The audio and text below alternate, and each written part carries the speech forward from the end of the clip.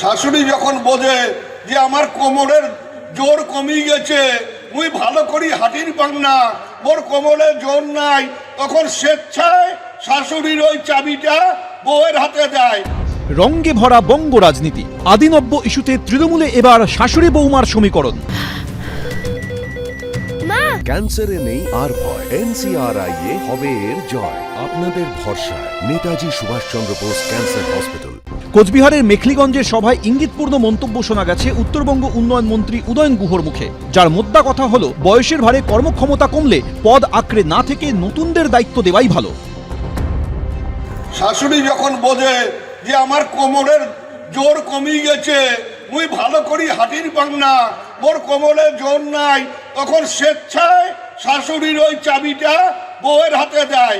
এইরকম যত শাশুড়ি আছে আমার দলের ভিতরে সবারই উচিত চাবিটা ওই যে আমার বাড়ির সবচাইতে নয়া বউ অভিজিৎ দে ভৌমিকের আঁচলে বাঁধিয়ে দেওয়া। তা যদি করে দলটা শক্তিশালী হবে, সংসারে শান্তি থাকবে। যার নাম ধরে উদয়ন গুহ এই মন্তব্য করেছেন তিনি হলেন কোচবিহার জেলা তৃণমূলের সভাপতি অভিজিৎ দে ভৌমিক। তৃণমূলের এই নবীন প্রজন্মের নেতা একসময় কংগ্রেসে ছিলেন, 2014 সালে তৃণমূলে যোগ দেন। উত্তরবঙ্গ উন্নয়ন মন্ত্রী তথা দিনহাটা তৃণমূল বিধায়ক উদয়ন গুহ নিজেও ফরওয়ার্ড ব্লক থেকে তৃণমূলে এসেছেন।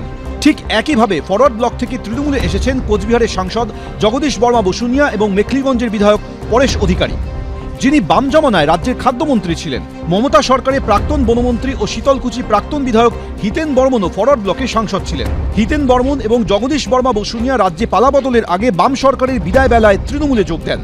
পালাবদলের পর ফরওয়ার্ড ব্লক ছেড়ে তৃণমূলে চলে আসেন উদয়ন গুহ ও পরেশ অধিকারী। অর্থাৎ কোচবিহার জেলা তৃণমূল নেতৃত্বে শীর্ষভাগ শাসক নেতাই অন্য দল থেকে আসা, তারাই এখন জেলায় দলের চালিকা শক্তি। অন্যদিকে কোচবিহারের তৃণমূলের অন্যতম আদিপুরুষ হিসেবে যাকে মানা হয় সেই রবীন্দ্রনাথ ঘোষ রাজ্য তৃণমূলের সহসভাপতি থাকলেও জেলার রাজনীতিতে তিনি কোণঠাসা বলে শাসক শিবিরেরই একাংশের অভিযোগ। তা নিয়ে কটাক্ষ করতেও ছাড়ে না বিজেপি।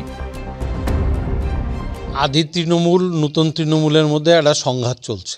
একদিকে রবি ঘোষ, তারপরে পার্থ থেকে আরম্ভ করে আরেক দিকে হচ্ছে উদয়ন গুহ, অভিজিৎ দেব ভৌমিক থেকে আরম্ভ করে, পাশাপাশি দেখলাম এই শ্রমিক সংগঠন তাদেরও একটা বিরাট গণ্ডগোল। তো তৃণমূলের এই যে কালচার, এই কালচারটা হচ্ছে মূলত হচ্ছে কে কত তোলা তুলতে পারবে, কে কাকে কতটা ভাগা দিতে পারবে, এই নিয়ে হচ্ছে মূলত গণ্ডগোল। যারা তৃণমূলের পুরনো দিনের কার্যকর্তা, পুরনো দিনের কর্মী, যাদের হাত দিয়ে তৃণমূল কংগ্রেসের এখানে প্রতিষ্ঠা হয়েছিল, তারা আজকে ব্রাত্য। আদি তৃণমূলই নয়, তৃণমূল তৈরি হওয়ার বহু পরে যারা তৃণমূলে যোগ দিয়েছেন তারাই কোচবিহারে তৃণমূলকে দক্ষতার সাথে পরিচালনা করছে। এই ইঙ্গিতে কি দেওয়ার চেষ্টা করলেন উদয়ন গুহ? তাঁর বার্তার লক্ষ্য কে? শুভেন্দু ভট্টাচার্য, এবিপি আনন্দ, কোচবিহার।